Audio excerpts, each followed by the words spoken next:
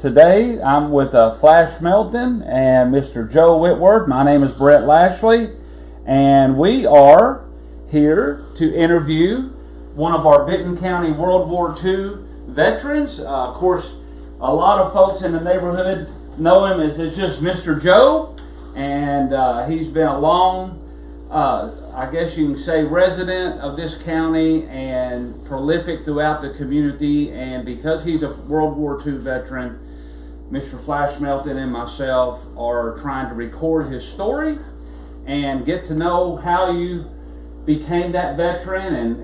But we'll go into a little bit of your years leading up to becoming a service member yourself, and then once you got out of the war, and just any of life's stories that you can share. We're more than grateful that you've given us this time today. Well, my life has not been really exciting.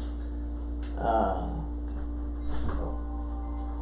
didn't intend to make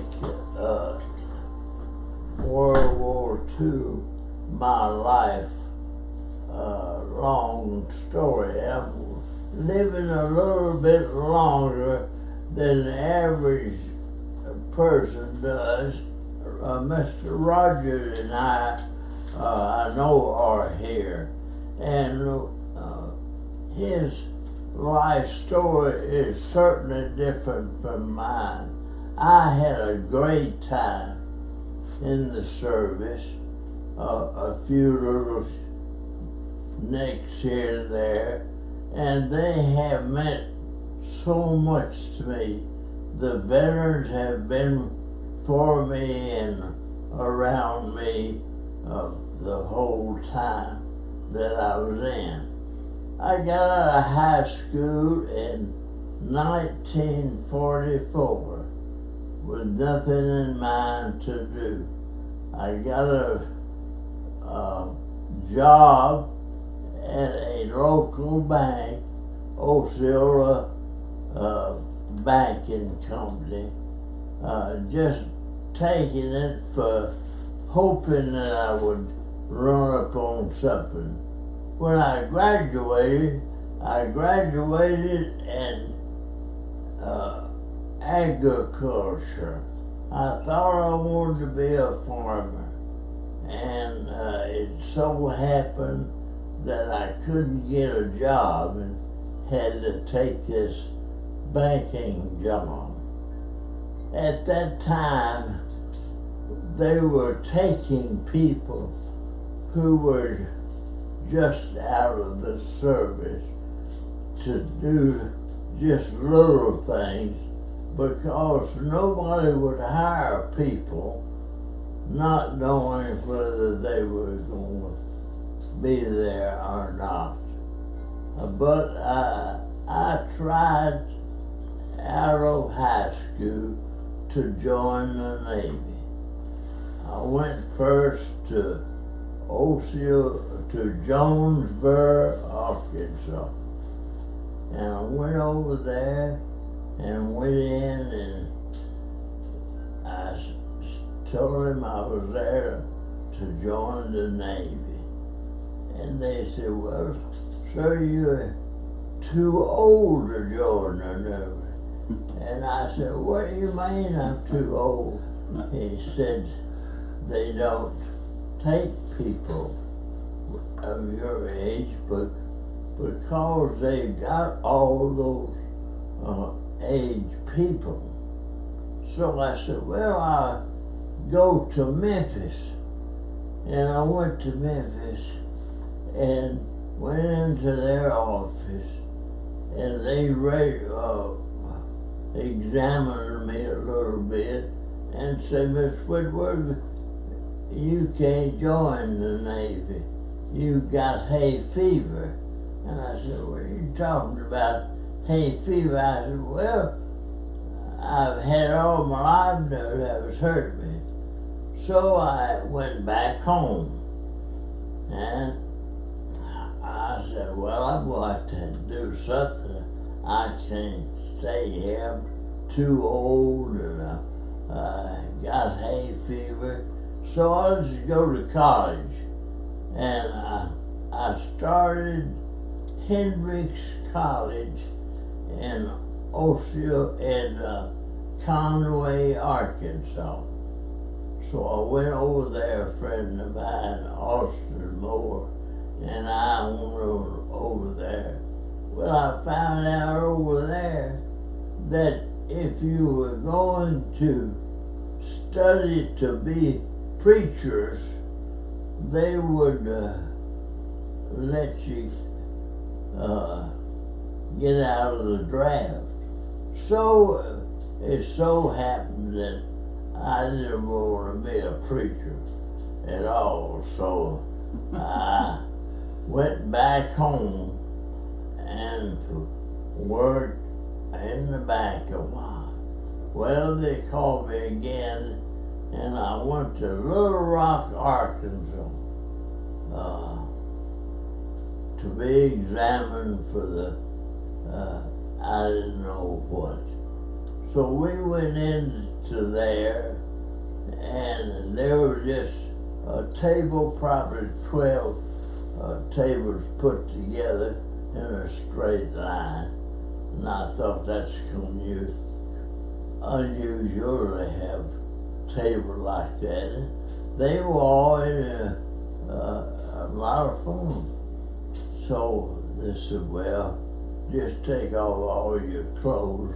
We'll put them in this bin, and if you if you are drafted and join the Navy,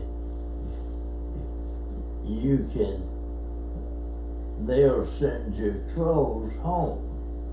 So okay. And they had points in this room. Each point examined a different thing. And there you stood with your naked behind at at different points around. Well, I started around, and when I got to this bunch of tables, the fellow in front of me said, well, I'd like to be in the Navy. And this boy at the table leaned over so he could see all the way down the table, and somebody down there raised their hand. And when they did, they said, you're in the Army. I thought to myself, oh gosh, I don't want to be in the Army. I always said to myself, if I was in the Navy, I'd always have food, or I would have a place to sleep, or I'd be dead, one or the other. So that was my reasoning of it. And I came up to the fellow at the table, and he said, what do you want to be in?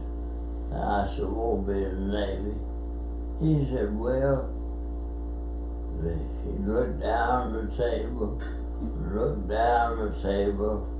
and a fellow way down there raised his hand, and he looked at me and said, you're in the Navy. Get over there. So I got over there to the line, put my clothes back on, and my first experience with the service was in Little Rock, Arkansas, at a base out there that were giving you your clothes and things like that. So I spent the rest of the day getting my clothes and all that stuff. Well, I got on a bus. They said, you don't let the bus take you someplace to sleep. Well, I didn't have any idea where I was going to sleep. But they took us to a barracks and gave us a bed and took us to eat. I thought, well, that sounds good. So I got to got over the bus and went to this barracks they had there. And were feeding people, not only our bus, but other buses that had come in, and they were feeding everybody and giving them something to eat before they put them on some way to get to the base that they were going to have boot camp. So I got off of the bus, and we went in this barracks to eat. But I saw it was a nice facilities to eat. There weren't many people there, and so we began to line up to eat, which we all did. And I got in line, and the fellow didn't say anything. He said, "Eat, get your tray and go on." So we got our tray and we lined up. Well, I got to this fellow was giving out Brussels sprouts, wonderful Brussels sprouts, and I was kind of hesitant on getting them, but I didn't pull my plate completely back, and he put a little bit on there. Said, "Go on." So I went on and ate the food. Well, the Brussels sprouts didn't look good, and I tasted them, and they were just big cabbage, is how I described them. And I ate everything on my plate but those Brussels sprouts. And I went up to the fellow that was tending the garbage there, and he said, "What are you gonna do with those Brussels sprouts?" I said, "Throw away." He said, "Oh no, you took them, so you go eat them. Just sit out over there and eat them." Well, that was my first experience of being told what to do, and a fellow was going to Get used to it. and you had to eat them damn Brussels sprouts. So I ate Brussels sprouts. The reason I hate Brussels sprouts is the only time I had KP. Well, KP is something that you get caught doing something you shouldn't. Right. Discipline. They put you on KP. Well, I didn't know what to do, so they put me on KP. And they said, I said, "Well, what do you do?" They said, "You go over to the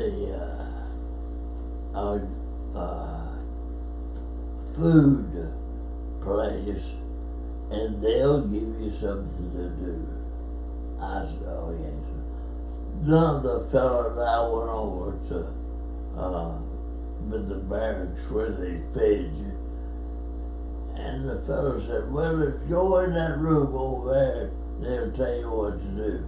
So I went over there and went in there, and when I got in the room, I looked up and there was a room bigger than this room, and it had nothing in it but boxes of Brussels sprouts. He obviously woke up on the wrong side of the bed when it came to this. I said, "You know, I don't want food with Brussels sprouts." They said, "Won't you start in? Just get your box down and peel them and get them ready to cook." They said, "You know how they ought to be cooked." So I got them down, and I looked at those things. The outside leaves are all rotten, and they looked horrible, much less something for people to eat. But I cleaned Brussels sprouts for the next 12 hours. And clean that whole room. Me and another fellow or two cleaned those Brussels sprouts, and they had them the next day for food. And that's my first experience with food in the barracks. You better watch what you put on your plate, because you may have to eat it, as I did. Mr. Whitworth, I know you got a lot of stories. Just want to kind of re-sum here and let Flash ask you. But now, first of all, we're in 1944 at this time, right? Right. And you were born when? 1926? 26. 26. So you're an 18-year-old right out of high school. The World War II is going on at this time, so you're very well aware of what's going on around the world, and that there is a draft. But you chose to enlist rather than be drafted. I think that's a very honorable effort that you made to go in the military. But you chose the Navy basically because you felt like the Navy was always going to provide you a hot meal and a bed, and would probably give you a better operating environment than the old grunt soldiers out on the beaches of Iwo Jima or maybe Europe. So it's kind of odd, a country boy right from the South. You've grown up around land, and here you're aspiring to be on the water, so to speak. But what was your skill when you entered the military and you had to choose a skill, or did they give you a skill? Or I was the same way as all the people, or as a lot of the people that went into the service in 44. They had been drafted. I think they started drafting somewhere around 41. I don't remember when it was, but I was one of the last ones to be drafted because the service had to quit. The war quit, so everybody came home or stayed in the service or did what they could do. And I had no skills whatsoever when I got out of high school. My dad farmed, so I piddled on the farm. Always had a job, but I piddled on the farm. Funny thing about it, the friends that I had went swimming on Friday and Saturday morning and night and afternoon, and I always had to work on every day except when it rained. Well, out of high school, I went to the swimming pool in the afternoon on Saturday, and there was nobody there. They'd all gone to the picture show. Oh, okay. That was the main entertainment that high school boys had. That and a local pool hall. The pool hall was run by a woman, and she was the darndest pool player you ever saw. So people learned, boys did, that went in and hang around. They learned don't play pool with her because she's a crackerjack pool table. So it cost you a nickel to play a game of pool. which You bought the two with a nickel. Nickel was a ice cream cone with 3 dips on it. So we liked that. And but you didn't have any money. People, I I think it took me a year and a half to pay for a 22 single shot rifle when I was in school. I wanted to buy an automatic, but my daddy said, son, you can't have an automatic, it costs too much, and the first shot has to be the best shot, because you won't get another shot. Good. Was his reasoning, and at that time, what my daddy said was what I did. Didn't make any difference whether it was right or wrong. I never remember my daddy being wrong. What he said was what we did. My sister and I always thought he was partial to her because she never did do anything, and I had to work all the time. But that's another story, and one I enjoyed very much. After your training, Mr. Whitworth, what was your assignment? What was your assignment after your initial training in the Navy? I went from Osceola, Arkansas to Little Rock. Got on a bus at Little Rock, and it took us 2 weeks to get to San Diego, California. And San Diego is where I had my boot camp, and I don't remember how long it was, some weeks. And that's where you learn that there are people above you that tell you what to do, and what they would have you doing after that is worse than doing the job. So you learn right quick. You do what those people tell you. One of my experiences with that was one afternoon, the bowman that came in had our little group of people. He came and said, come on, we all going walking. And we went walking, and we walked all over that base, picking up nothing but cigarette butts. It was against the rules to throw cigarette butts. And that was one of the reasons I got JP. In the Army, we call that police call a lot of times. You police call up the trash, or we do a walk through the base every other day or something, doing that very same thing. So it's good to know that the Navy likes to keep up with the Army in that category. Yeah, we had a big time.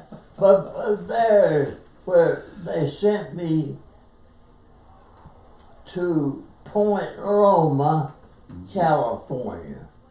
And there was a radar base there, and they taught you the calls about the radar. And I was assigned a ship.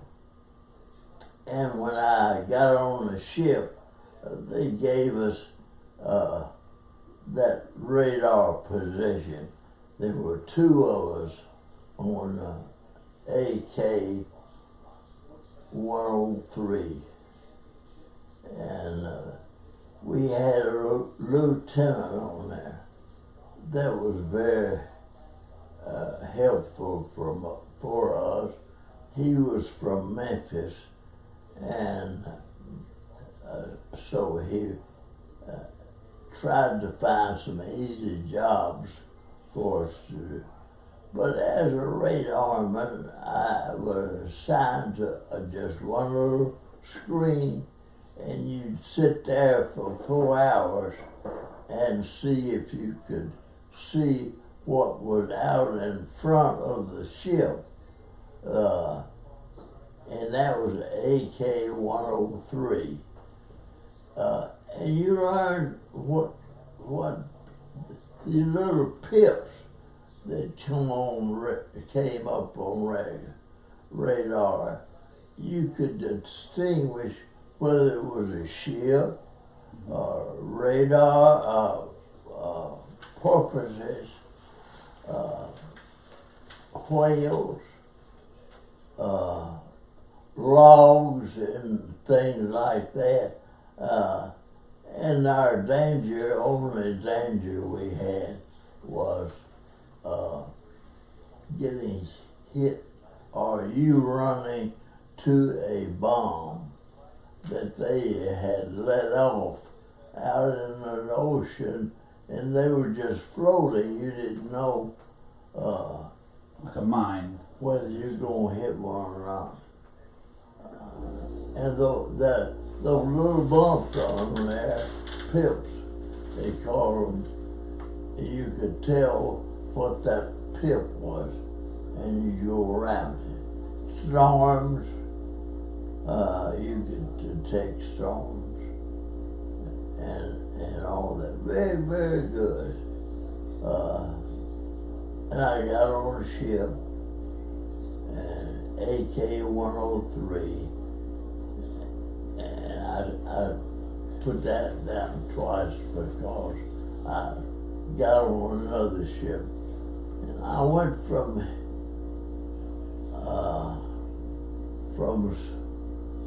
California across the ocean and by Hawaii. We waved at it as we went past it and on over and went to a little island close to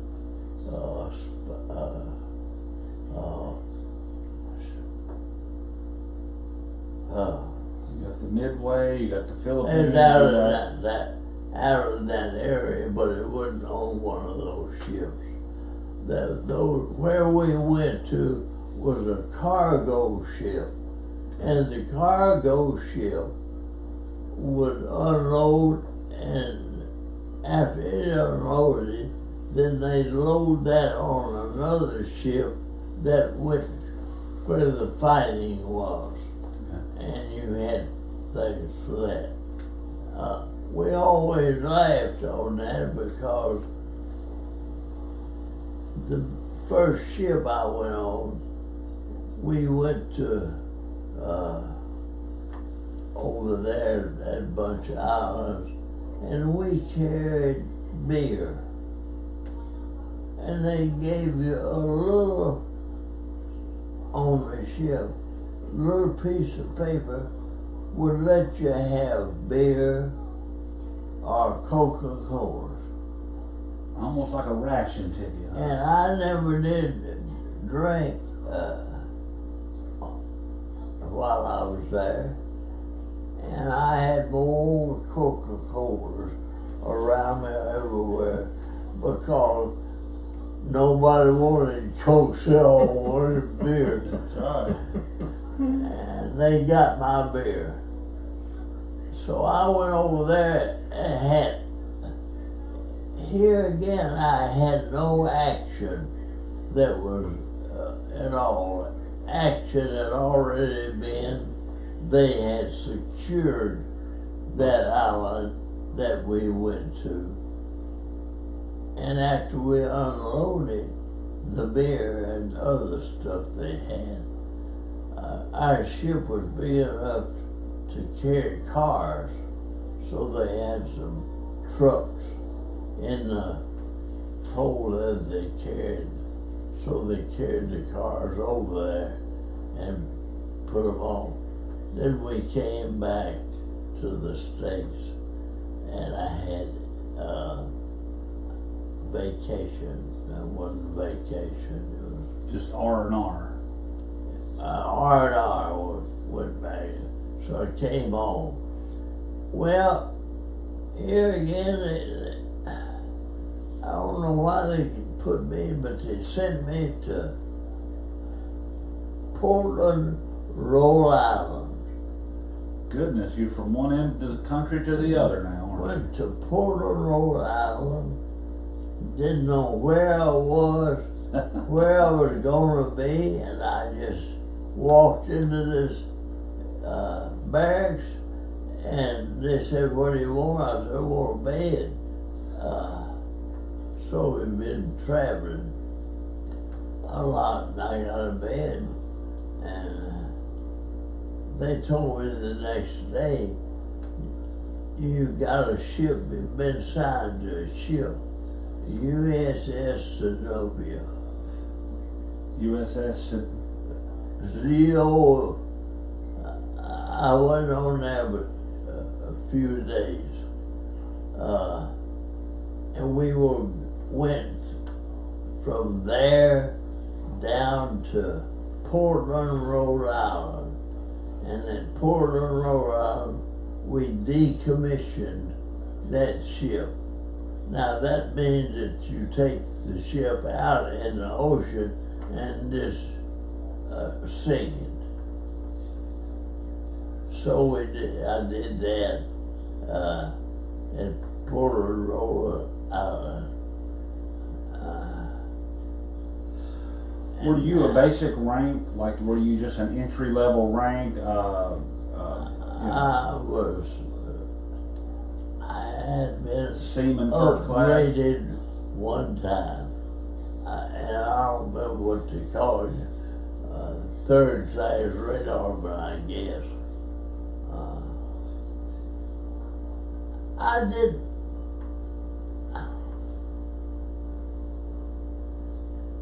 This service is a unique thing.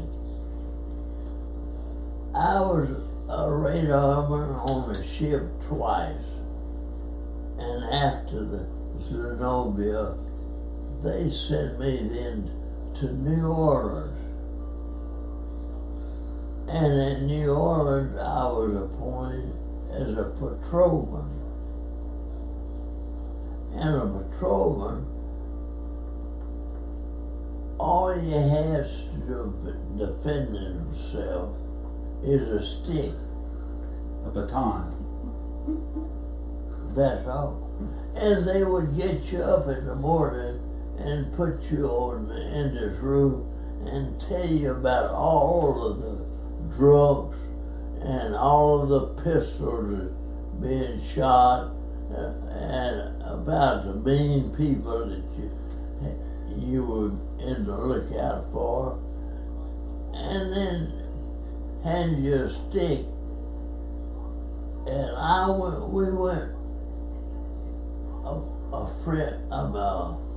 another fellow and I went in. The other fellow had the biggest hands I had ever seen. He had huge hands, and he had been a highway patrolman. And here I was, 18 years old, a little old country boy in New Orleans, going from the Jung Hotel. My walk was from Jung Hotel to the place that you go across a little inlet in New Orleans and get to your base. Well, I was scared, I was scared all the time. And our job was to go to the front of a bar and go all the way to the back of the bar and check both men and women's head to see if there was anybody in there in trouble in the bathroom. And then you just walk right back by the counter, by the place that you had to get beer. And my experience with that we had three fellows in the bar, and if you remember, bars then were one side was the bar, and on the other side was just booths that you sat in. Well, at the bar they had little stools used in it, and these three fellows came in and sat down. Two of them sat on the stools, and one sat over on in the other side, and they kicked at everybody that came in. Just causing trouble. Just causing trouble. And that was the three that I carried out. We carried them out and then stood waiting for the pediment wagon to come by. And this fellow had such big hands told me, he said, "Joe," says, "you watch that fellow right there. I'll watch these two for the pediment wagon. But if that fellow gives you any trouble, just knock hell out of him with that stick." Yeah. So were you only authorized to just watch for military people, or were you in charge of any civilian that came in, or were? No, we were only charged with military, and military were real different. They had a code of uniform that you had. Our uniform was a little soldier uniform that everybody sees and thinks about, but they also had a dress code. Kind of like that one? Was like that. So, But they had a dress uniform that for the officers was really a nice looking uniform. I never did get there. I got out before I got there. But the uniform only told you what rank you were. You did about what you wanted. Another time in a bar, I had an experience where the boy was sitting over in a booth. Had his tie loose and his coat hanging up, shirt all in mud. And I was very nice, went over to him and said, "Sir, you'll have to straighten up. You can't sit here like that without a coat and with no experience." Said, "You ought to straighten up." And he said, "Sir, I'm sorry that I'm in such condition." He got up and straightened his clothes and sat back down and said, "You won't have any more trouble." And he didn't give anybody trouble. People who see short soul, the people who run the bars don't like you because you keep other people from coming in there. So they don't like, but they love you when you got a fight. They want everybody in there, then SP, but as soon as the fight is over with, they want you to get out so they can have the bar come back. And that was an experience. We stayed in a big house. There's a whole bunch of us that were in shore patrol at that time. And we took care of the personnel that were in the service.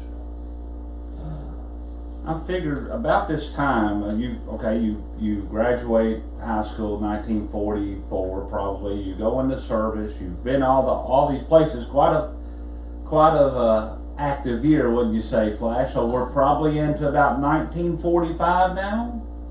Yeah.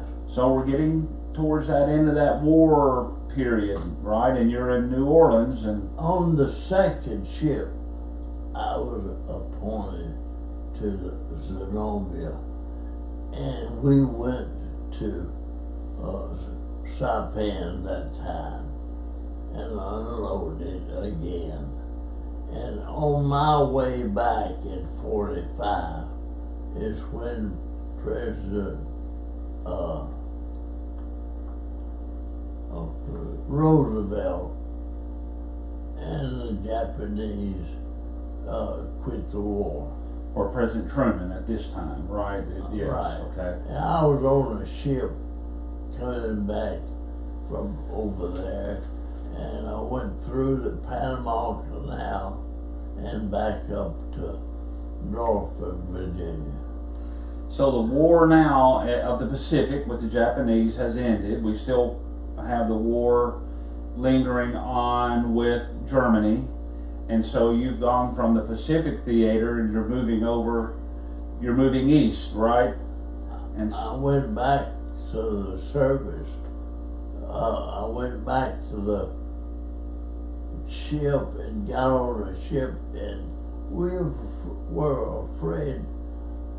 Our ship was afraid because of the war going to Japan.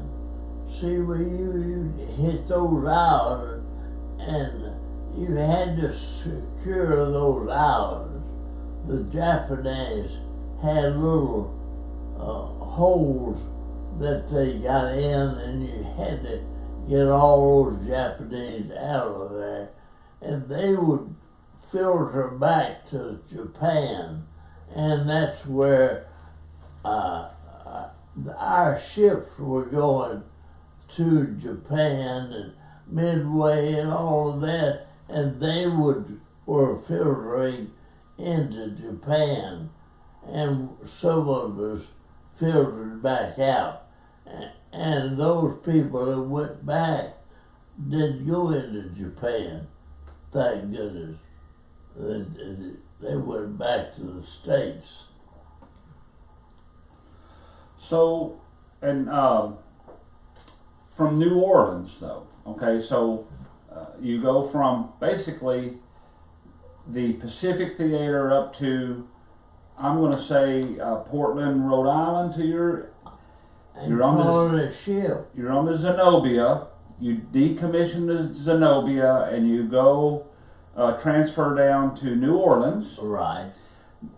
Just a sidetrack. You know, the World War II museum is in New Orleans. Have you visited that particular place yet? No, I never been back. So, Never been back to any place that I was at in the service, except the hotel in New Orleans, but that hadn't changed, did it? and you said that was the Jung or Young Hotel? How do you spell Young, J. that? UNG or? I think that's what it was. I don't remember. Which was probably an old home in New Orleans that was made into a hotel that they housed U.S. military personnel in. Right. The shore patrol. And I went from there now. I traveled a lot. I went from there to outside of Memphis. And that's where I was dead. Is that Millington maybe? Or Millington? And I was just... I took my first exam, military exam at Millington. It was a West Point entrance exam, and it was there at Millington. I never knew they had I never knew that the Navy would have a base inland like that. You know? They discharged you. And I went from there, my experience was started with the military really there, because I started college and they paid for everything and sent me $60 a month. Is the war over at this time, and you're still The in this war area? has been signed over, but you know that you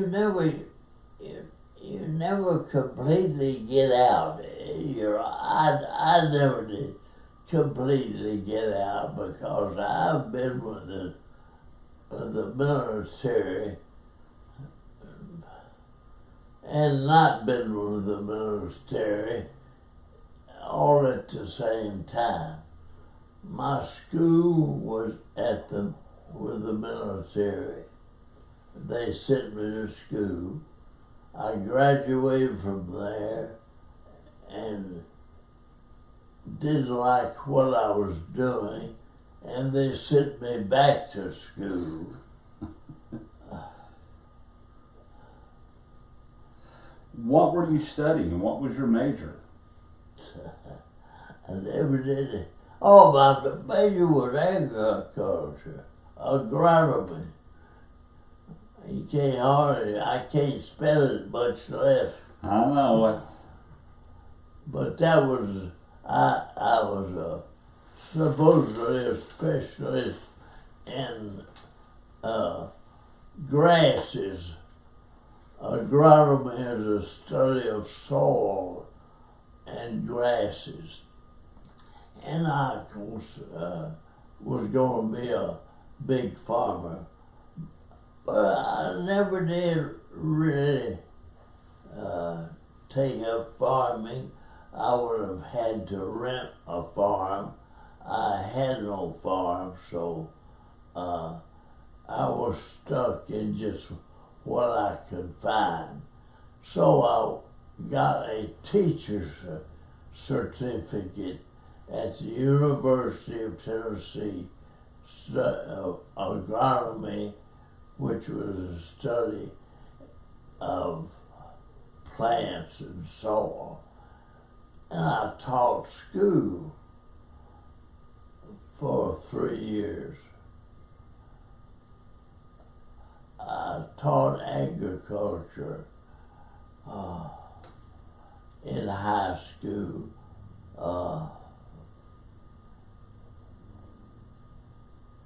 And enjoyed teaching very much. And I married a young lady,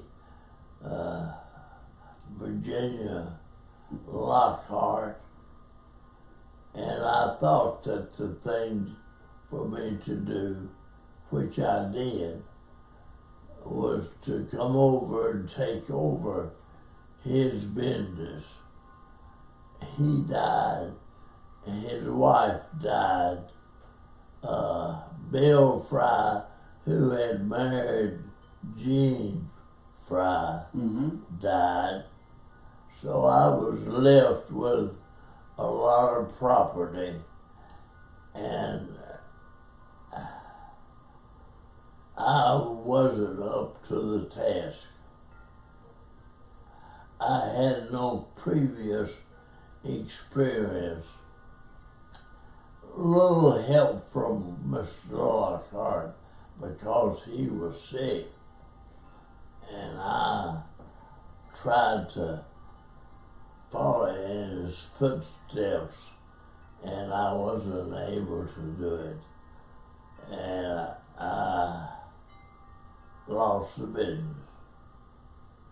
And what particular business was that? I know you as the Ford. You always ran the Ford dealership, but this is a different business, or what?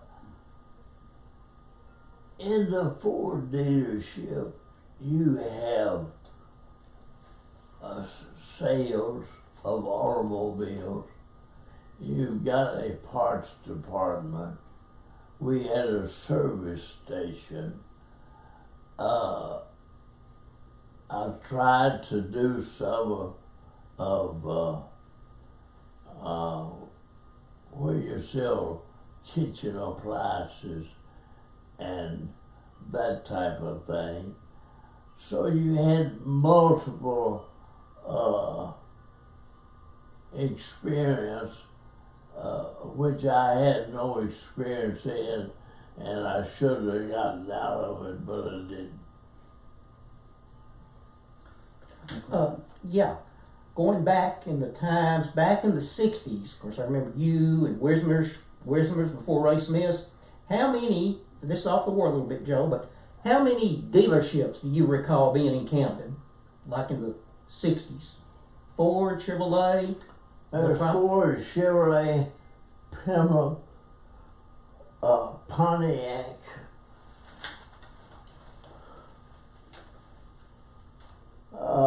Buick, Okay. Mercury. This small town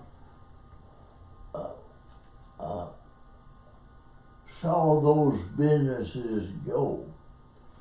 And as you remember back, there was one year, and I don't even remember what year it was, there was one year that the market was completely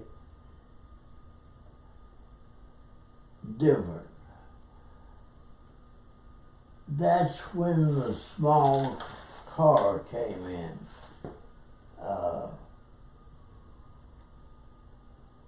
Neon, all of that type of car.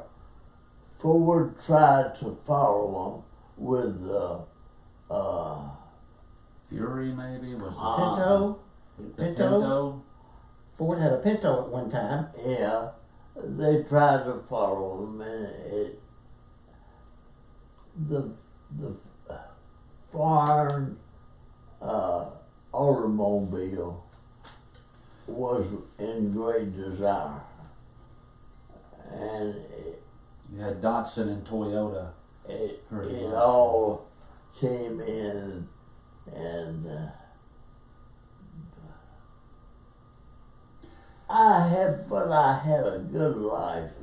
Although I lost some property, I had a good life. I always felt like that I had good children, and that if I helped them along a little bit, that if I raised them and they did well, although I didn't do as well as they are doing,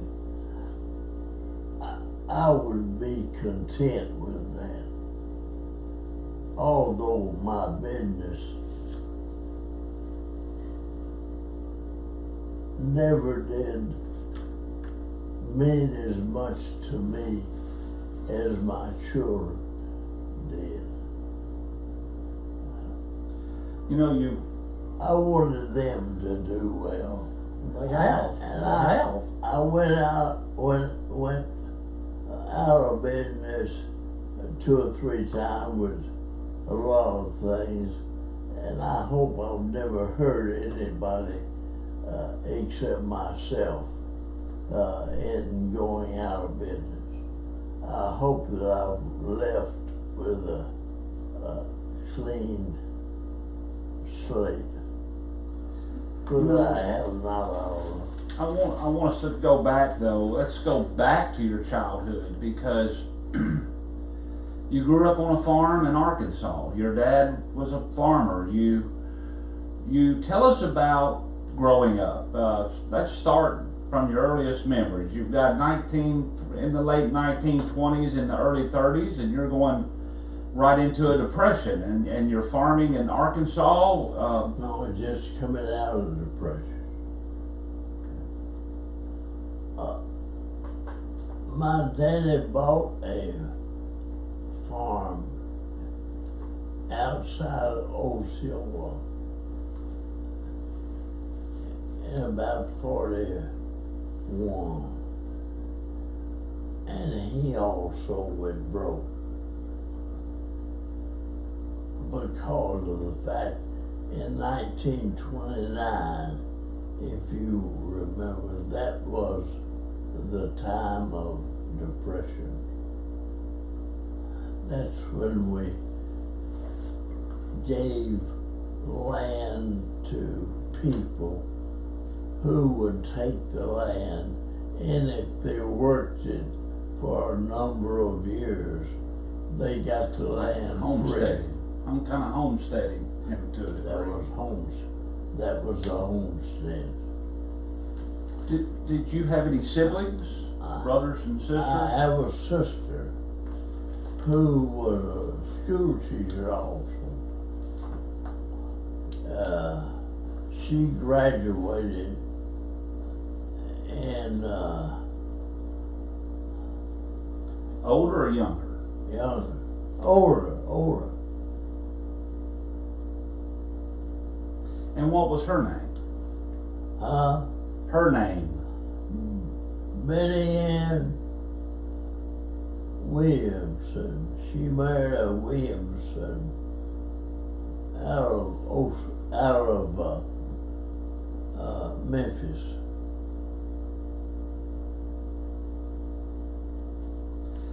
So, your mother, what's your memories of your mother? My mother died in '56, I believe it was. She had a stroke, similar to mine, except it was worse. And she died, 56. And Daddy died, I don't remember when he died. He was old, 89, I think. Thinking he was old, and then I looked back, he wasn't too darn old. So, I'm still here. The service has been extremely good to me. They've given me an education.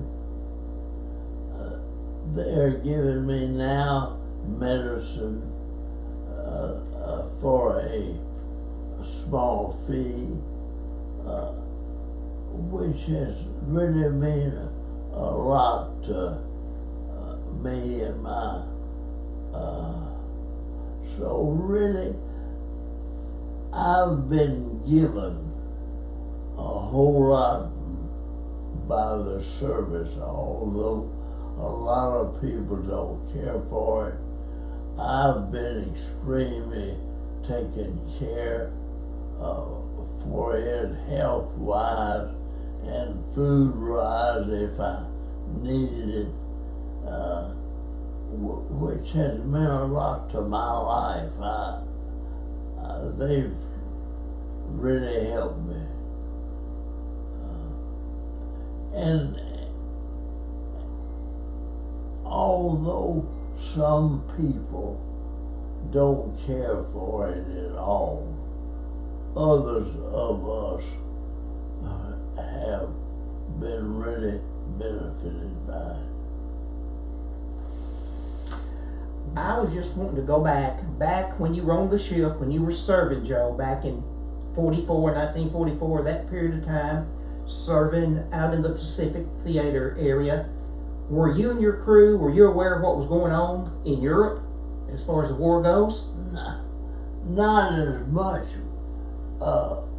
We were certainly with a shortwave radio that we kept up with what was going on, but we really didn't know. We don't know what went on those islands over there.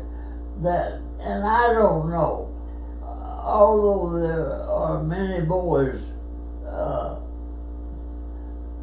that feel differently about the service, because they were in hole in the ground and really didn't enjoy the military. I was a small boy, and I had the advantages of everything the military has, and really I haven't given anything other than some distance away from my family and the hometown crowd. I was in no action. It's a lot more dangerous now than when the military was in big heat. I didn't realize that there was that much hate around our country. And there sure can't be hate of the military. As history goes forth, and we're videoing this, Joe, as you know, as history goes forth and people see this years down the road, what do you want the next generation to know about World War II and where it stands in American history and what it means? Well, you have to realize that a lot of young men died. And they really, most of the time, were fighting things that were hidden. And although they fought them, not knowing really why they were fighting, they fought them because of the country that we have. We've got a great country, and I think will continue to be great. Fresh, we've seen so much change in nearly every phase of your life. Religion has changed. Transportation has changed. We used, in 44, we didn't use airplanes much for transportation. They used them some, but nothing like they are now. And religion changed. Picture shows were the thing back in 44. They didn't cost very much, but picture shows were a big thing in the life of a young man. Hopalong Cassidy and all those old Bubba Jones that were heroes in my day and time are gone. Gene Autry, they're all gone, all the old fellows there. Do you remember much about your units or your command? And there was always there was Admiral Halsey, and you had Chester Nimitz, and you had these Navy figures throughout World War II. In that area that you would have served. Do you remember much about your units, or was it more around the ship? You were on the USS Zenobia, we know that you were on a cargo ship, doing supplies and logistics. And do you remember a particular individual that you served with that just stood out to you? Well, there were,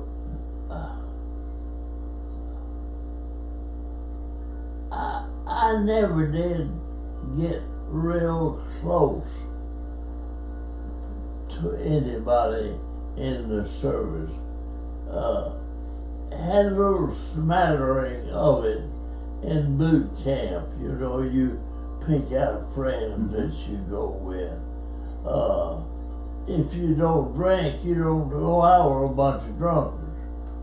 you go out with some friends. I find that looking back on it, I miss so much also because I was so young, was some reason, one reason, other reason just dumb. But we missed so much. I was in New York, when all of your plays were going big, and you could go to, USO, was that what they were? Yes. You could go there and get tickets to all your big shows. But I was too young to realize that. But it was funny. I went on one when they turned you out, when they let you go. I went to New York and went to a picture show and stayed for 2 pictures. Because I could, and because I didn't have anything else to do, and nobody to tell you what to do. You got so that you wanted somebody to tell you what to do, and then boot camp is where you find out about those things. We hanged our clothes on a pole way up to dry, and you hung them by 2 little ropes that you put in the eyes that they made the pants in, and you pointed it not at the pole but away from the pole, which was very silly, but everybody had to do it just like that. They didn't ask you whether you wanted to do it like that. We had a pea coat. Most of you have seen a blue one, dark blue pea coat. Well, we got our pea coat, and if they came up and said this morning we're going to wear a pea coat, it wasn't a matter of what was the weather, when was I going to take it off, do I have to wear it? You wore that pea coat dressed all the way to the top button, whether it was hot, cold, raining, didn't make any difference, and you wore it all day. Wasn't a question about what you were wearing that day. You wore it all day.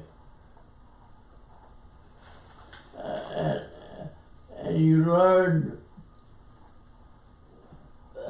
that there's always someone bigger than you that would be telling you what to do. And it's life, not all the way. Life is being told what to do all the time. I think that's part of what's wrong with the people. They don't want to be told what to do, when to do it, how long to do it. They don't know anything about that type of life. And you got it. They may not like it. You may not like it. He may not like it. But somebody along the way tells you what to do. If you're in business, banks tell you what to do. And now resources tell you what to do. Just everything. Somebody's telling you what to do. And you don't get too big. The president, Tut, he's got 8 or 10 of him what to do. Do you remember the day you hung up the uniform, the day you left the Navy? You've run your enlistment, and do you remember that day of getting out and going on to other things?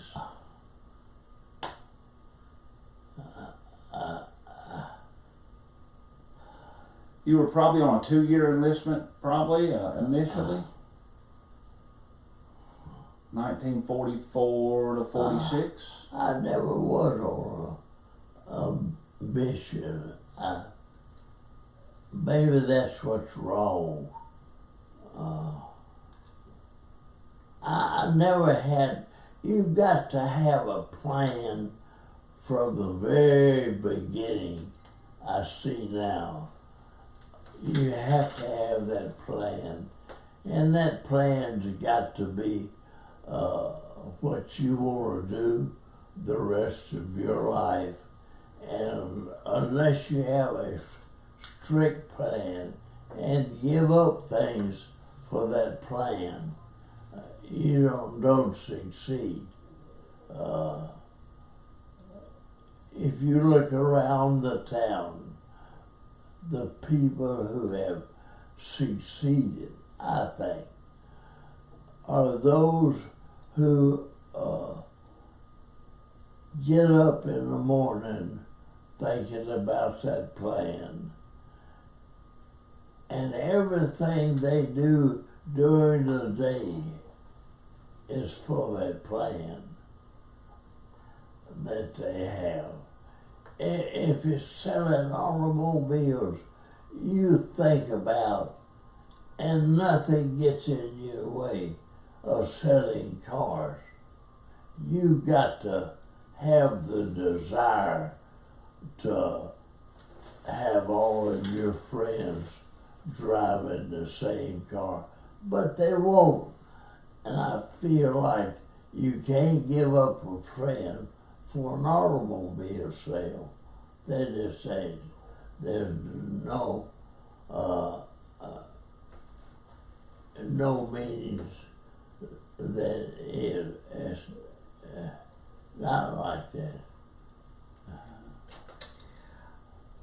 I'm just glad that Mr. Whitworth took time to talk with us today. I really Well, appreciate that. I'm sorry I didn't have a point to get you, but the service, although some people dislike it, the service has been a joy for me and has helped me in so many ways.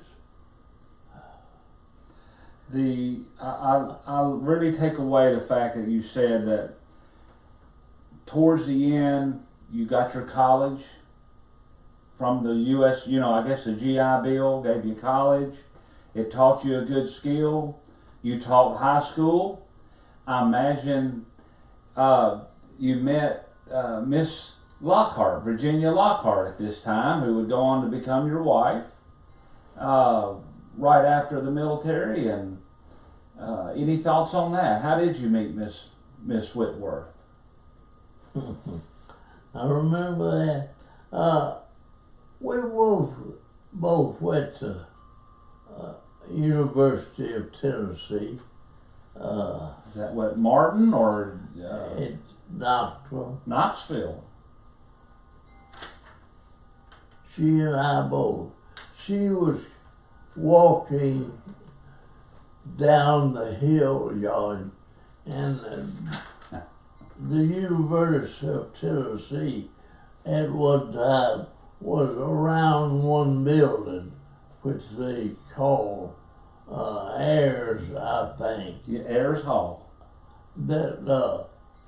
And she was coming down that hill to drink coffee. And Ellis Drugs, where we drank coffee. And and I saw her and we talked, and I had a date with her to go to her dance that they have up there, sororities and fraternities. And she took me to that dance, and that was it. Then I taught school 3.5 years, and I loved teaching school, and probably should have stayed in it. Looking back, I would have done better had I taken that vocation. I taught school in Spring City, Tennessee. That's up in East Tennessee, up around East Knoxville. Tennessee. That's next to where what trial was big trial? What was the big trial? Was it around Dayton? The monkey trial? Yeah. Scopes monkey trial. Monkey trial. Scopes monkey trial. Spring City and Dayton are in the same county. Okay. But I had no interest in the monkey trial, so it really didn't mean anything to me. So right after marriage, you didn't come straight back to you didn't come straight to Camden after marriage. Then, did taught you? 3.5 okay. years. Then you come to Camden. Then, okay. All right. Okay. What, you came in during a time where the automobile really was kicking off, and I believe Mr. Lockhart owned the automobile dealership agency. And when you say agency, were most of the automobiles back then just custom ordered through catalogs, or did you have a showroom and all, You had a showroom, and you showed the cars, and then you could order a car, but most people who wanted a car, they wanted it right then. They didn't want to order it, although there were many orders made. And you'd order just like you order now a suit of clothes. You put in, we always had, when you you order just like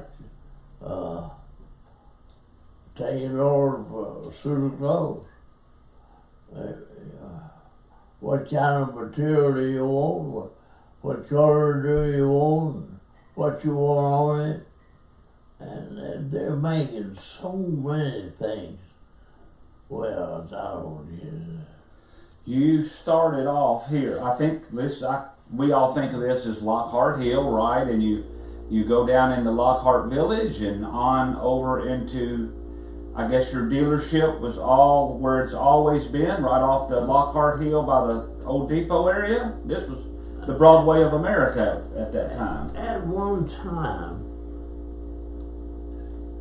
everything from Memphis to Nashville was through Camden. Highway 70 was the highway. They had another one a little south, but 70 was the highway, and our business was in Nashville. So people going from one city of Memphis to the other city in Tennessee, Nashville, went through Camden. And you were in a prime location. So that the people that went from Nashville, from Memphis to Nashville, went through Camden. So we started a movement of highways. We go around the cities that we have worked so hard to get people to come into. We built around them so that we left the small towns, the courthouses, moved to the edges in some cities. Highways moved to the outer businesses so that you moved the people out of the city and they left the old country boy that was uptown. Just a quick interject. Do you need to get something to drink? We can take a break and pause, or do you want to keep continuing? Lawyer, y'all, I don't know what I have. Y'all cold? I'm good. I can keep going. I kind of felt like I wanted to get into your children. You've got Susan and John and Steve. You must be very proud. I have children 2 years apart. Steve is, I don't know. Steve was, I know, about 1958.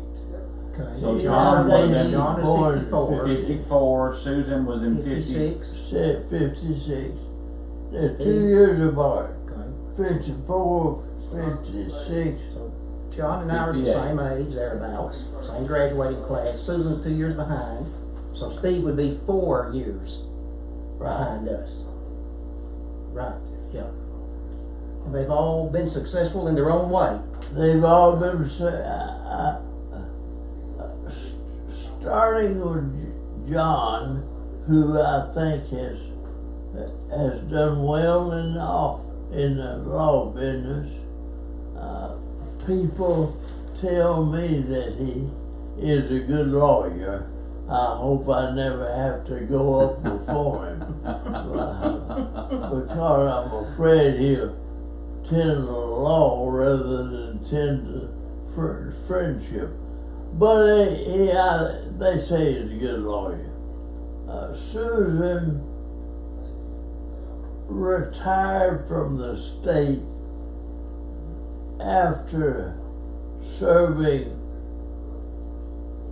over 30 years with the same man. She had a friendship with him that was very unusual. Part of it was because she's smart as a devil, and part of it is that she had the brakes. He had the brakes, and she went along with him. So he went from being a lawyer with minimum help, and he was a lawyer that took advantages of his positions. He went from a lawyer for the highway patrol to president of Nashville Law School now. So as his career climbed, he made sure he brought Susan along with him, is pretty much. She did exactly what you said. Every time he moved from that lawyer for the highway patrol to a lawyer for the governor and then after that retired. He was fixed to be appointed to the Supreme Court justice, but he didn't. He backed out and took the presidency of Nashville Law School. That's amazing. And she went with him the whole time. And he says he won't retire till she will. And she got it planned out how she's going to retire and when she's going to retire. And then there's Steve.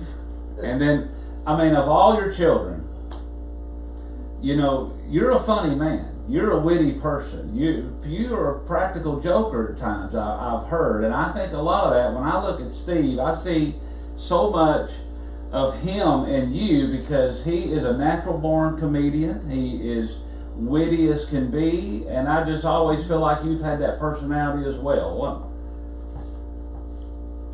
Of all my children, I think I'm more like Steve, or Steve is more like me than any of the children. Steve, you can come on in here. You Good or bad, we go Grab together. that chair over there. And, I think that Steve and I were probably as close as you could be, and I think I have done Steve an injustice by not either helping him or giving him the opportunity to do things that he would have done if I hadn't been in his way. I think he was late in becoming a good businessman. He liked to play more than I wanted him to, but it just neither here nor there. He's mine, and I'll take him. He was a heck of a baseball player in Little League, wasn't he? Behind the elementary school? I'll tell you that you could see the smallest man. If you went to the sea, you didn't have to pick out Steve. He stood there, and he's the smallest man there, and I'd say had more friends than anybody on the team.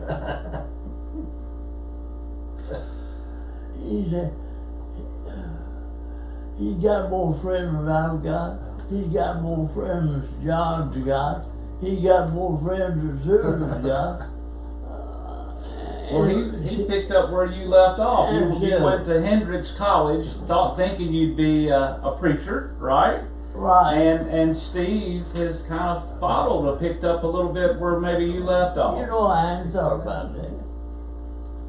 I guess that rubbed off on him somewhere along the way.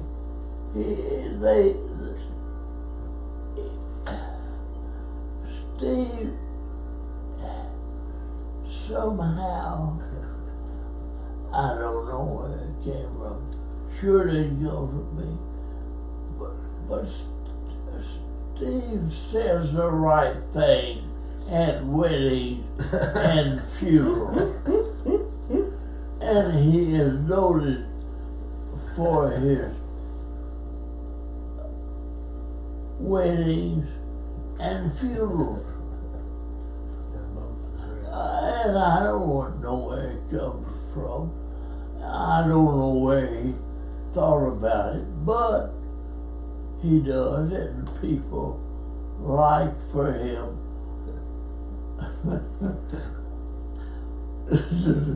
to do the worst of both marriage and death. I don't know whether you get too much worse than that. Well, maybe counting up the good raised. You know, you and Miss Virginia raised good children. There's no doubt about that. So. Well, she had a lot to do with it. She was always there. No matter what they did, she was always there to help us. she gotta keep us straight most of the time. Every once in a while we'd get off the track, but she somehow worked us around to get back on the track. Flash, any? I just want one other thing I want to know. Beyond the fact the Navy gave you a chance to travel, you mentioned traveling. I mean, San Diego, New York, New Orleans, country boy from rural Arkansas. What were your first impressions, Mr. Whitworth, when you saw these big cities?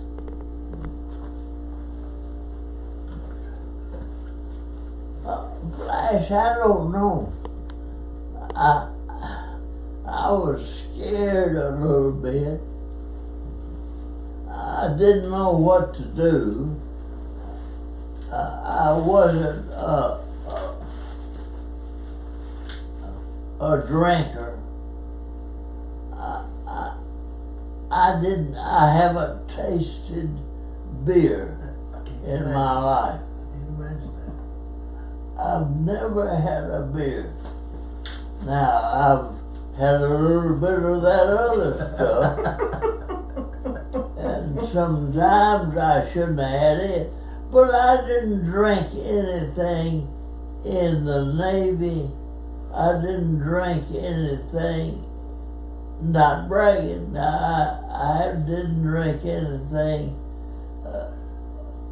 till I became an automobile dealer.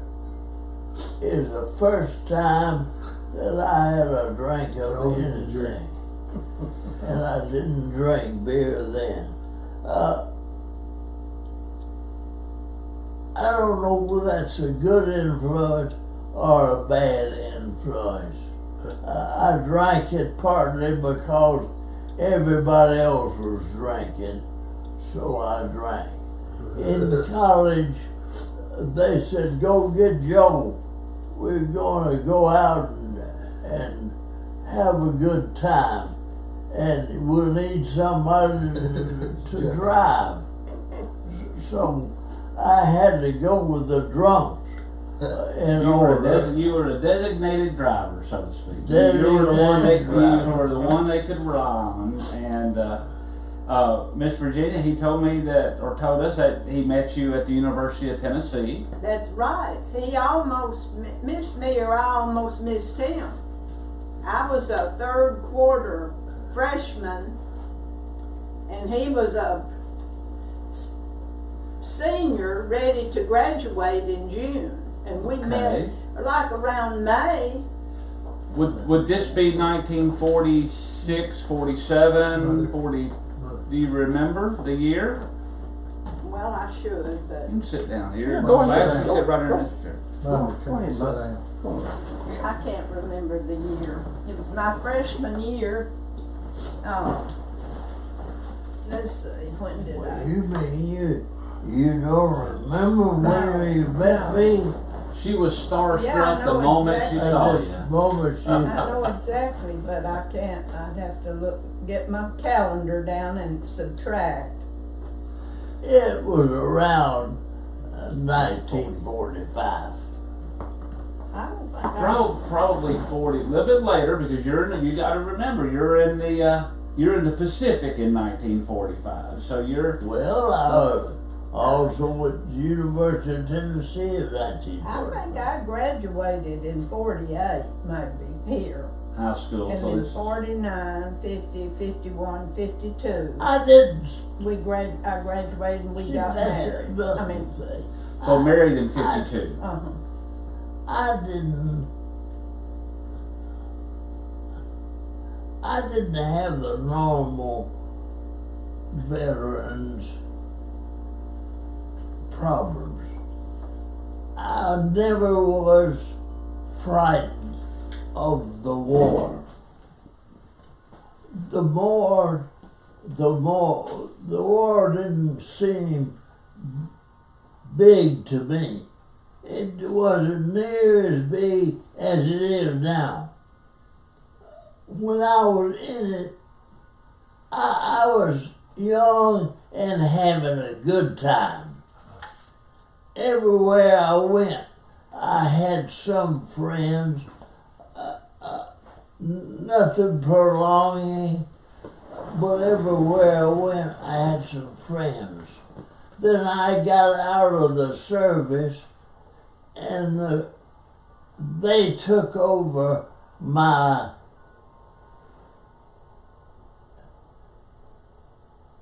health problems, which is a big problem in our country and in our cities. Hunger is, we don't know it. I've never been hungry. I say, yeah, you have. Yeah, you've been. I've never been hungry. I've never wondered where my next meal's gonna come from, because I never that never entered my mind. And a lot of people are so torn up with no medical attention, no food. You know, a lot of people in our country don't know where the next meal is coming from. Not what's going to be next year. They don't know what's next 48 hours is going to be. And that's, to me, so hard to put. I don't know what I'd do if I didn't know that Jenna's gonna be here, and we gonna have food.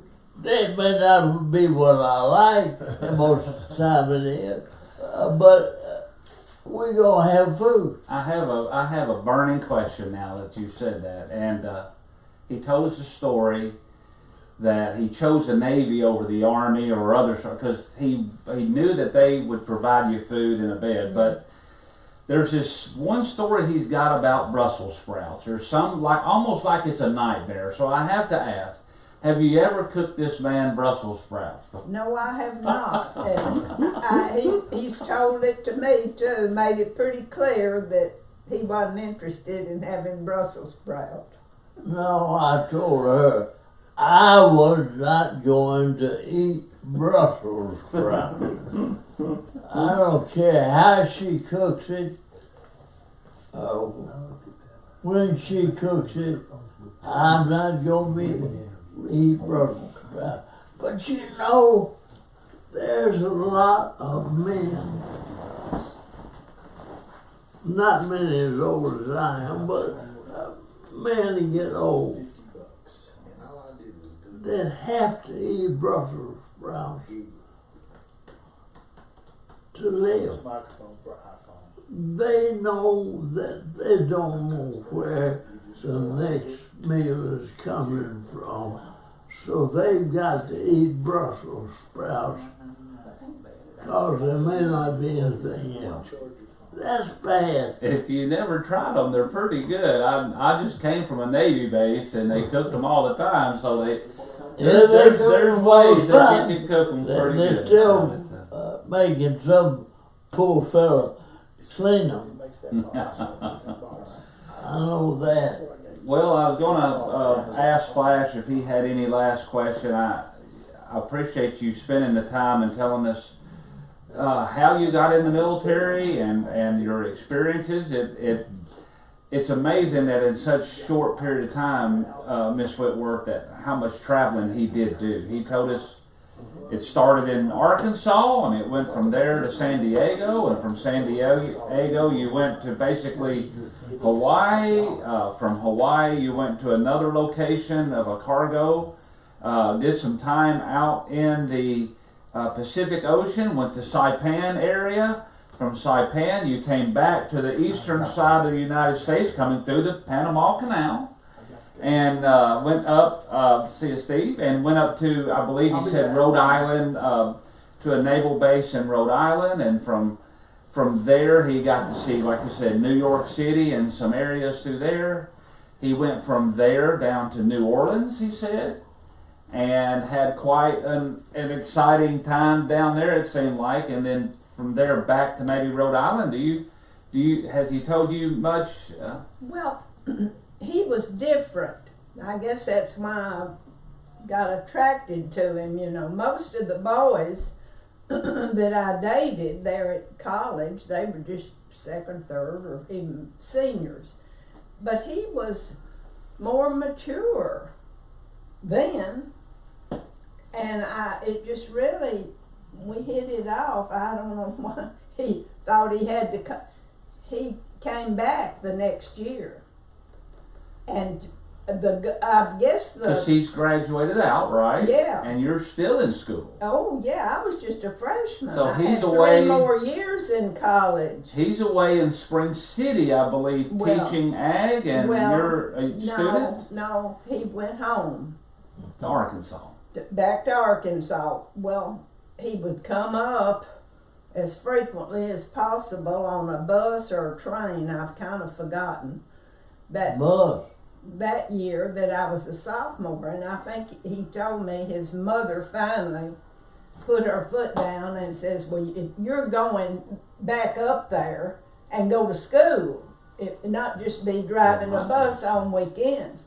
So he registered, and thanks to the VA, I imagine, helped the him GI with that. Bill and Yes, and he worked more than a little, I guess, on teaching ag and that sort of thing, which he was already interested in. So he went another year, and I was finished my sophomore year, and he got a teaching position in Spring City, and taught there 2 years till I finished school. And we married and went right back. He'd already bought a house in Spring City. And he was just, I don't know, kind of looked after me.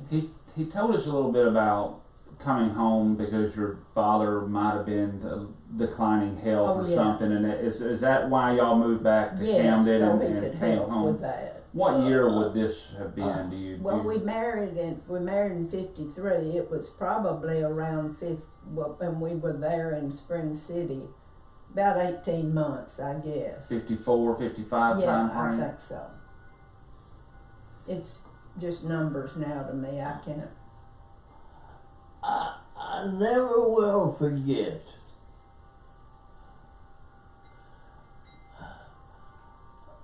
the week that I came home and was discharged from the service. I had a date with somebody. I don't even remember who it was. And we went to Memphis, and they had a pig stand down there, and I went to it. We ate. And when I got home, my mother was sitting in the middle of the bed crying because she didn't know what her baby was doing. There I'd been to the service, had been to islands in the South Pacific, through the Panama Canal, and up to Port Royal. And my mother was wondering where her baby was. Went to the city. Flash, you got any? I've enjoyed it. I've enjoyed listening to this reminiscing today. I thank you, sir. Thank you, sir. Thank you for sitting down with us today. I've enjoyed it. Well, thank you, sir.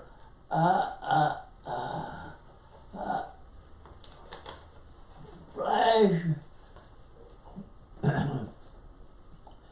you lose memory of some of the things that happened. Like that mother's sitting in the middle of the bed. Well, you were her. You will always be her baby boy. That's right. I had been everywhere and she's worried about where in the hell I'm gonna be, and she's sitting in the bed in spring in Oh, see, I Memphis. get. Oh, they were living in Germantown then, weren't they? They had a brief. Oh yeah, I had a trip there in Germantown.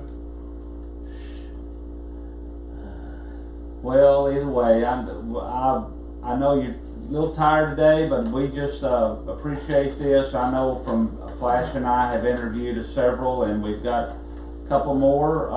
You are the greatest generation. You're a hero to many. You wore the uniform. You served proudly for your country during a time of grave need and danger to the world. You answered the call to duty. It wasn't just that you were drafted, you actually pursued to get in the military. I mean, which is, most people were drafted back during that time, and he told us the various stories about him trying to enlist. And so to us, you'll always be the greatest generation and very special to so many people, not just because of your friends. You're a great veteran and a great hero to us all, and you're a Benton Countyan through and through, and so we're extremely proud that you've been a resident of this great county for many years and decades. Thank you, sir. Thank you, sir. Thank you for everything. Thank you. God bless you always. Was Roger in camp, concentration camp? Yeah, you're talking about Ralph Rogers. Yes. Yes. He was in a POW camp. See, his idea will be a lot different from mine. I had a good time. Hey, the Navy, that's the best thing. You see the Navy, you see all these places in the world, they say, But you don't see any of them. I know in my military experience, I've seen at least 30 countries in my which who could ever do that on their own? I mean, the military is really a good way to see the world. But Flash, our next one, I believe, I think Mr. Atkins is on our list. We're trying to negotiate with Lawrence. Atkins. We're trying to do Mr. Atkins. I've talked to Jennifer. And Well, how is he? He's been in and out. Yeah, so we'll cut this off. I just want to say we'll end this segment. We'll probably keep the video rolling a little bit, but for the World War II segment, I just want to say that thank you, Mr. Whitworth. This has been a little bit of the life and trials of a very interesting man, and so we appreciate this time, and we'll go ahead and cut it off here, and then Flash, you and I will kind of continue it a little bit. all right. Okay. Listen, I'm going to read something to you. You got Cut something. it off. Go. Keep it I on. got Can you this keep- letter, Have you still got it on, Brett? From the Senate Republican Caucus chair in Nashville, and I thought, well, I may not even open that thing. What in the world is this? Dear Miss Whitworth, recently I learned that UT's liaison to the Senate, Carrie Whitworth, is none other than your granddaughter-in-law. Of course, I asked her if she knew Virginia Whitworth. That's how I got your address. You would have absolutely no reason to remember me, but I was a patron in the Benton County Library when you were the librarian. In fact, I got my first library card from you. I went on to graduate from Camden Central High and then to UT Martin and a teaching job in Roane County, which has been my home ever since 1969. I will always remember and appreciate the kindness you showed me when I was the new kid in the library. I share your passion for books, appreciate all you have done to promote literacy. But that made me feel so good about the library. And it was when we were still, I think, over there in the basement of the health department. Who signed? Ken Yeager? Ken Yeager. Yes, Yeah. yes, okay. He and my brother Larry, he was raised in the Eva community, and he and Larry rode the same school bus. Are you telling me Ken Yeager has Benton County roots? You didn't know that? I did Yes, not sir. know that. Graduated from high school here. What? This is one of the most interesting men. I love him to death, and he does a great Were- job in public service. Were you not through when their bus Who come is through a he? couple of years ago? That is amazing. Well, I don't know. Who was he? Who is this man? Well, I don't know, but He is now a state senator, very influential, risen through some of the ranks, and he runs his expertise is, I always consider it as with budget and finance. I'm going to see if it has his committee. But if you met him today, you would absolutely love him. He is just a great. He's committees of finance, ways and means, state and local government, joint fiscal review. You know, he's known for his financial expertise and just a great man. I mean, really is. What's his name? Ken Yeager, Yager. okay. And he writes a letter, which is old-fashioned. Yeah, Yes, you reckon- I love these. You So- have, because you've that got big- your dad and mama, and you've got my grandparents here, and this is Mr. Melton, I guess. Mr. Roy Melton. Roy Let me Melton. see that one. And My great so, uncle. so I have posted this online. I've scanned it so that we've got. Nowadays, every photo I try to scan into a digital, in case houses burn down or people throw them away. But I'll show you. Flash will see. But this is 3 state senators. I'm sure there's John Wiley would have been the active state senator at that time. Yeah. And then Mildred would go on to follow him, and then her daddy, W.C., would go on to follow her. Yeah. 3 states, Benton County state senators in the same room on the same table. I've always See, thought Roy of Melton that. was a clerk. He was a clerk The of chief that. clerk of I knew the he did Senate. He was a something, clerk. but I didn't know what. And I've always thought of that as being something that Benton County will never experience, to have 3 senators. No. I always felt like they must have been very close as well back then, you know.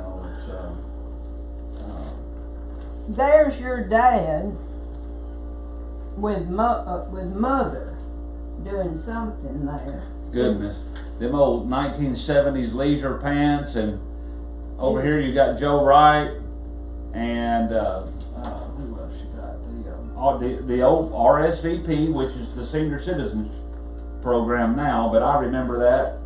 I used to call it RSVP as well.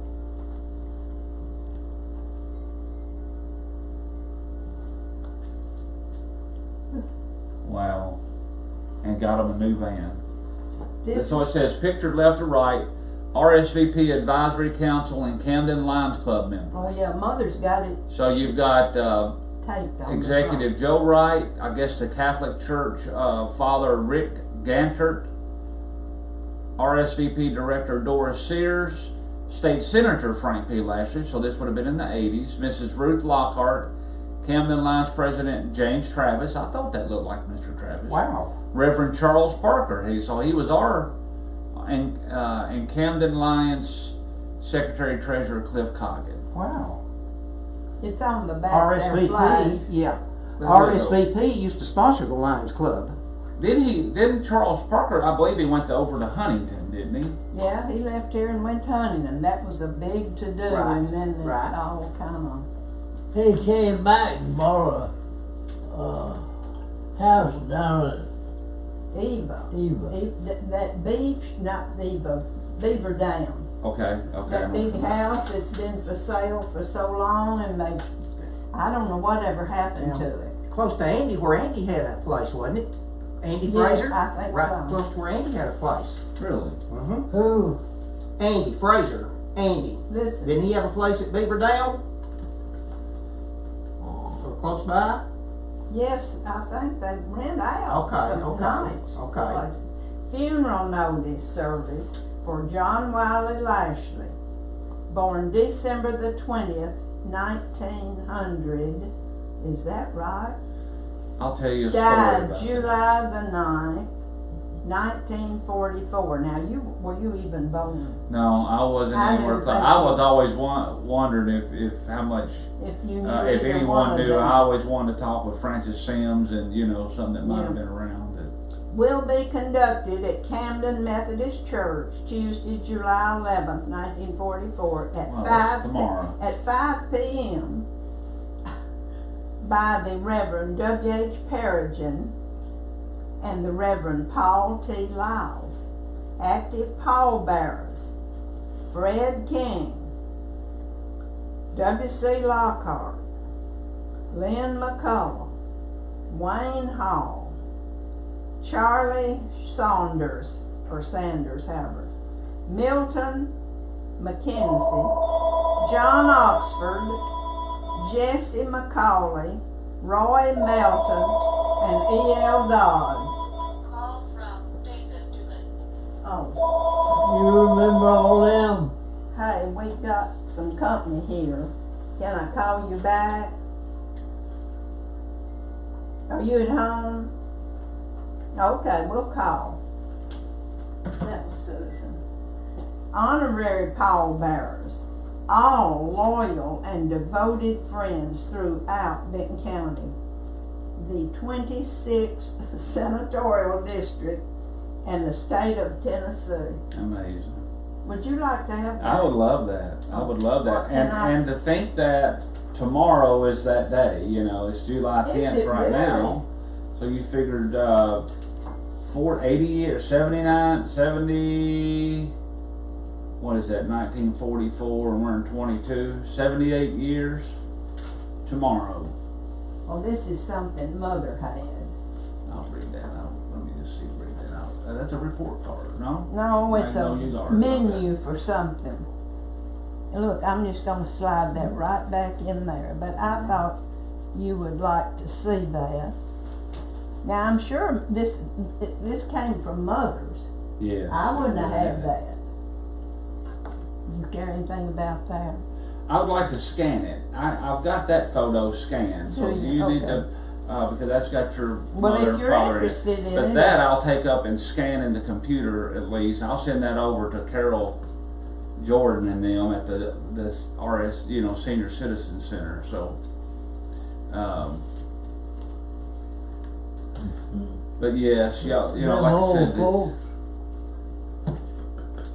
the thank you. Old folks. The what? Old folks. Well, in a way, I never we're did. all old folks now, but I guess we can call you ancient, right? Is I that never it? did. I never did go up there to the old folks. The senior citizen, I guess they're still going there. Has he always been? Steve has a witty side to him. Now, I just believe he's got to be a jokester or Not hardly like Steve. Steve's kind of different, isn't he? Well, I tell you what, I don't want to be in the room as long as I've been with Joe for the last 2.5 hours. I don't want to be in the room with Joe, with Steve and Richard Wright for this long period of time. Oh, dear. They feed on each other.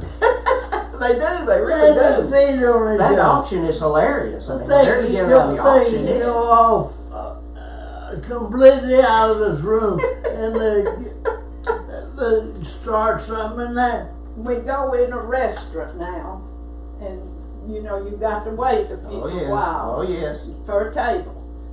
They start something about I don't know what, woman meeting up her husband or something crazy, and and people get to kind of leaning in to see what is this about, and all, and just beats all you ever heard the way they carry on. I've always said if you're going to have auction off anything during the United Way auction, make sure it's the day that they do it. Well, that's a good thing, the auction. It is fantastic, and like I said, when Richard and Steve are there, then they always their dramatics they can literally get the most out of the